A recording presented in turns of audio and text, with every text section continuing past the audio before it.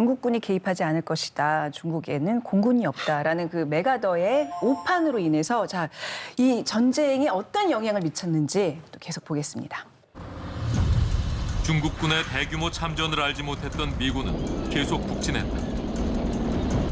11월에는 개마고원 부근 장진호까지 다다랐다. 그 무렵 한 중국군 병사가 포로로 잡혀왔다. 是越就开始越近了。穷山下，可去见君。你们被包围了，今晚就开始攻略。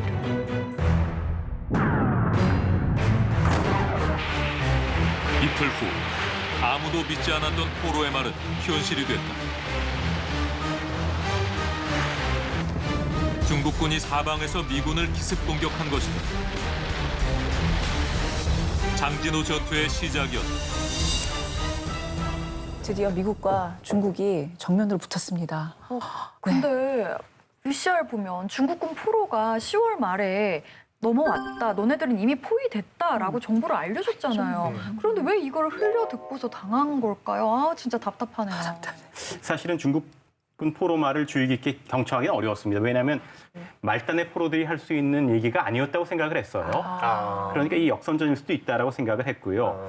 그래서 사실은 포로를 잡고 며칠 뒤에 개모고원 부근의 장진호에서 중국과 미국이 제대로 붙는 아마 미군 참전사에서 유례가 없는 아주 참혹한 전투가 벌어집니다. 바로 장진호 전투입니다. 아니 저는 장진호라 그래서 사람 이름이 장진 약간 제 친구 중에도 진호 있거든요. 그래서 장씨, 진호. 장진호. 진호가 누군지. 제가 모르는 또 유명한 사람인 줄 알고 있었는데 어디쯤에 있는 호수예요? 그 장진호는 함경남도에 있는 인공호수입니다.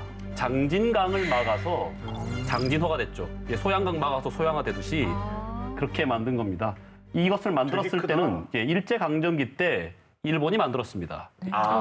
목적은 흥남에 대규모 그 질소 비료 공장을 만들려고 계획을 했었습니다. 거기에 전기를 공급하기 위한 일종의 인프라로 만들었었던 거죠. 근데 장진호 그 호수 쪽에는 이제 그 산악 지형이잖아요. 지금 보면 그러면 중국군에게 훨씬 더 유리했던 거 아닌가요? 그러니까 싸움은 붙어봐야 아는 거죠. 그렇죠. 네. 사실은 장진호에서 붙은 미군은 해병 1사단입니다.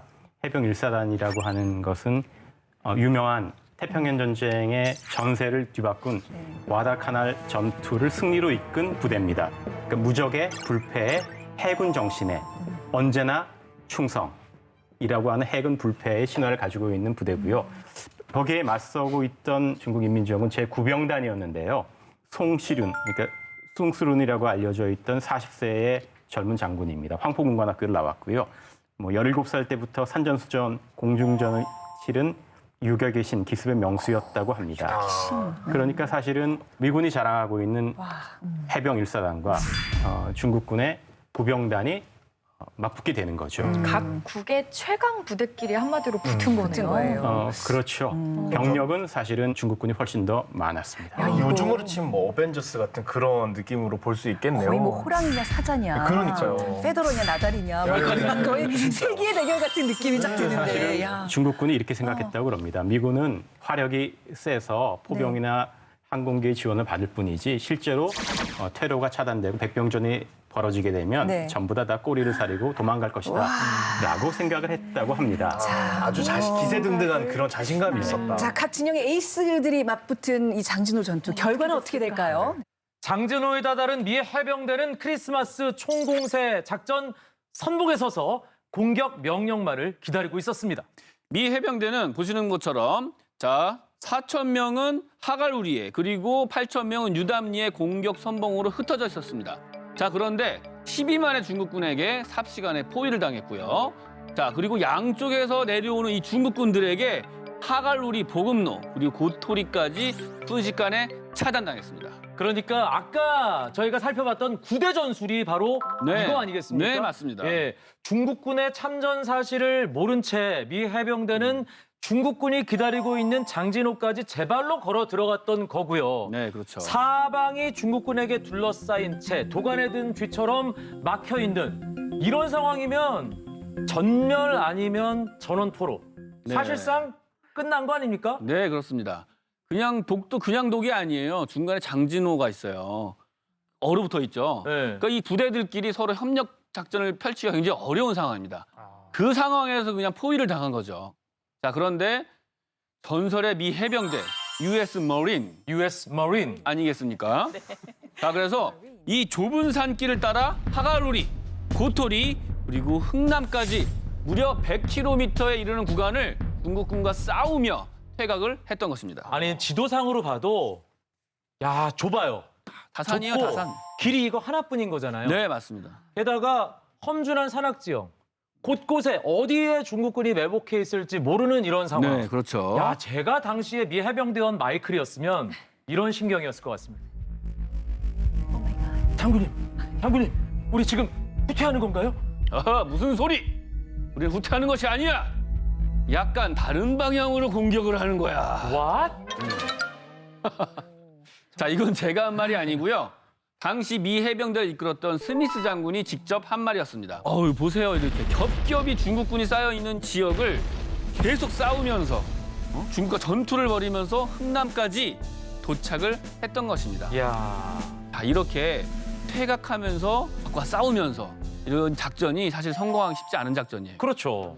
이 작전이 성공하기 위해서는 세심한 공중 지원, 그리고 뭐 포격 지원도 있어야 되고 부상병 후송 등등이 시간에 맞춰, 타이밍에 맞춰 딱딱 진행이 돼야 성공할 수 있는 작전입니다. 이런 부분들이 그런데 딱딱 맞아 떨어졌습니까? 거의 뭐 완벽하게 진행이 됐는데요. 오. 한 번은 아주 황당한 일이 벌어졌습니다. 자, 후방 받아주시고. 으쌰. 예. 자, 오케이. 더 이상 투시롤이 없어. 어서 빨리 투시롤을 보내놔라. 오바. 리얼리? 투시롤? Yes. Are you serious? Absolutely. 이상하네. 빨리 투시롤. 보내줘. 투시롤이 왜 필요하지? 탈라니까 일단. 자, 옛다 투시롤. 투시롤. My precious. 자, 근데 좀 작다? 이렇게 작지? 봉투가? 대체 투시롤. 오 마이 갓. 뭐 하는 거예요 지금 전쟁 와중에? 아니, why? 대체 투시롤. 자, 이건 실제 상황이에요. 여러분들 꽁트 같죠? 네. 진짜 벌어졌던 일이에요. 사탕 당시 보냈다고요? 무전병이 요청했던 것은 초콜릿이 아니에요. 이 투시롤은 60mm 박격포의 포탄이었던 것이죠. 당연히 달라 그래야지. 비슷하게 생겼죠. 비슷하지 않은데. 포탄이 떨어지니까 이 무전 내용이 중국군에게 노출될까 봐 미 해병대 은어로 이제 포탄 요청을 했던 것인데 저 눈치 없는 무전병이 진짜 투시로를 보내준 거죠. 자, 이거 오 마이 갓. I'm sorry. 다행히도 이 투시롤이 놀라운 위력을 발휘합니다. 장진호 전투는요. 11월 26일부터 12월 13일까지 총 17일간 치러졌는데요. 가장 무서운 적은 바로 추위였습니다. 너무 추웠던 거죠. 자, 전투로 사망한 병사보다 동사, 얼어 죽은 병사의 수가 더 많았다고 해요. 영하 30도입니다. 30도.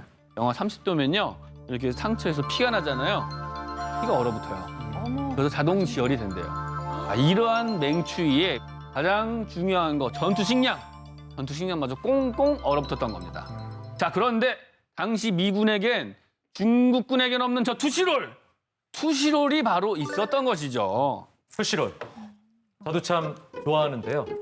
제가 한번 먹어보겠습니다. 이런 효과. 네, 그렇죠. 이 예. 눈빛이 달라지죠. 끼미 투시롤. 우리 당 떨어졌어요 지금. 끼미 투시롤. 자, 여기 있습니다. 저도 지금 먹어봤는데요. 무슨 맛이야? 카라멜하고 초콜릿 나는 카라멜. 또 초콜 맛도 조금 나고요. 되게 부드럽고 입에 넣자마자 싹 녹아요. 녹아요. 진짜 힘이 막 쏘는데요? 나머지 분량 잘 나오겠죠? 자, 결국 미 해병대는 17일간의 사투 끝에 목표 지점이었던 흥남에 도착했습니다. 지금까지 역사상 가장 참혹했던 전투, 장진호 전투를 전해드린 저는 박금수, 이광용이었습니다.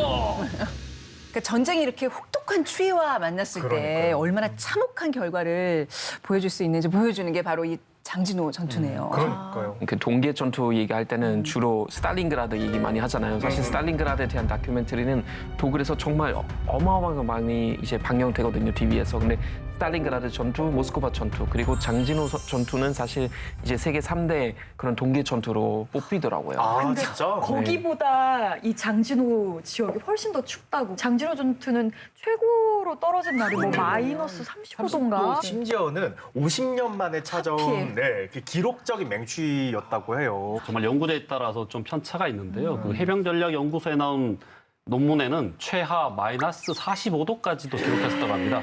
적설량은 60cm가 넘었다고 합니다. 이 사진을 한번 본 적이 있어요. 그 시체 사진이었는데요. 그게 얼어가지고 이게 땅에 축 늘어져 있는 게 아니라 빳빳하게 얼어서 굳어 있더라고요. 그 사진을 보고 진짜 참혹하다 느꼈거든요. 그래서 그런 일화도 있었대요. 크리스마스 선물로 뭘 받고 싶니? 그랬더니 우리에게 내일이나 달라.